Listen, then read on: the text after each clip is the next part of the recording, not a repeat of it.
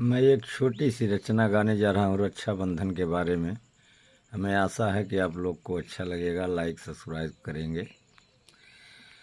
हर राखी हर साल आवेले सवनवा में, राखी हर साल आवेले सवनवा में। अरे भैया बहिनी के राखे अपने मनवा में, राखी हर साल आवेले सवनवा में।